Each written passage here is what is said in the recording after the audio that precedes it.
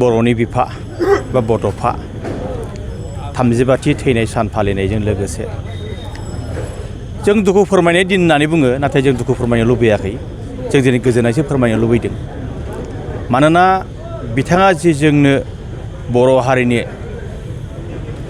थांनानै थानायनि जि मोन्थोर होलांबाय, जि बोसोनफोर होलांबाय, बैफोर बोसोनफोरखौ जोङो जेब्लासिम बर' जाथिया थांनानै थागोन अब्लासिम जों बावनाय नङा। आरो दिनैहाय बिथांनि मुसुखाखौ एखेबारे बिश्व दरबाराव मोनथिहोनो थाखाय दुलाराय बर' फरायसा आफादा नाजानायनि गेजेरजों दिनै भारत सरकारखौ नारसिनदोंमोन। भारत सरकारखौ नारसिननाय लोगो लोगो जोंनि बिटिआर सरकारनि चिफ मानगोनां प्रमद बर' बिथांनि नाजानाय आरो दिपेन बर' बिथांमोननि नाजानाय आरो आसामनि chief minister doctor Himanta Biswa शर्मामोननि नाजानायाव दिनै भारत सरकाराव बे जायगा मोनबाय। आरो दिल्ली बायदि मोनसे भारतनि राजथावनि मोनसे जायगायाव बे कैलाश कल'नियाव दिनै बड'फा उपेन्द्रनाथ मुंनि मोनसे लामा आरो मोनसे मार्ग बेखेवजाबाय। बिनि थाखाय जोङो सारा बर' जाथिनि जानानै जोङो भारतनि प्राइम मिनिस्टार मानगोनां नरेन्द्र मदि आरो भारतनि नखर मन्त्रि मानगोनां अमित शाह बिथांमोननिसिम जोङो बर' रायजोनि जानानै रोजा रोजा साबायखर बावबाय। मिजिं थिदों फैबाय थानाय समावहाय बिथांनि जि मावलांनाय खामानि, जि बोसोनफोर, बै बोसोनफोरखौ गासिबो बर' जाथिया आखरे आखरे पालन खालामलांगोन, बेखौ जों मिजिंथिबाय। बेबो दुखुनांथाव बाथ्रा। बिथांनि जिथु मेन्टेलिटि, रन्जित डेकानि जिथु मेन्टेलिटि, बे नेगेटिभ माइन्डजों बुंदों। आरो बेबायदि नेगेटिभ माइन्डजों बुङोब्लानो सोरनिबा थैया फुदुंजायो। बेबायदि फुदुङोब्लानो हयथ' गेजेराव माब्लाबा नांलाय खमलाया फैयो।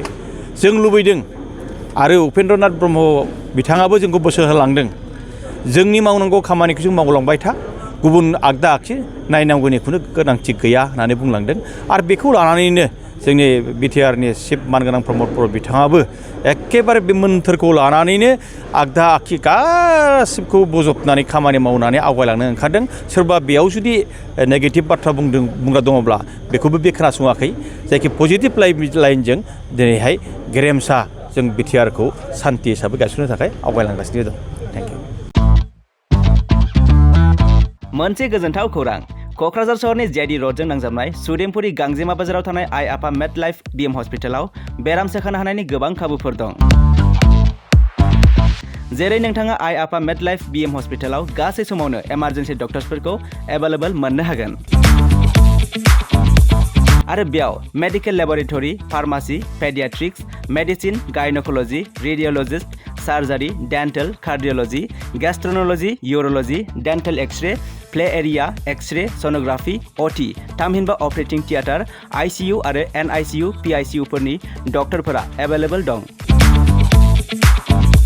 लोगोसे normal delivery, C sections, gall bladder stone, kidney stone, appendix आरो हार्नियाफोर बेराम जानायफोरखौ अपारेसन खालामनायनिबो सुबिदा दं। आइ आफा मेडलाइफ बिएम हस्पिटालाव सप्ताफ्रोमबो फार्मासिजों लोगोसे लेबरेटरि आरो सप्ताफ्रोमबो इमार्जेन्सि सार्भिसजों लोगोसे 24 घन्टा जेब्लायबो खुलायै थागोन। आरो बेयाव लांलाय लाबोलाय खालामनो थाखाय एम्बुलेन्सनि सार्भिसबो थागोन।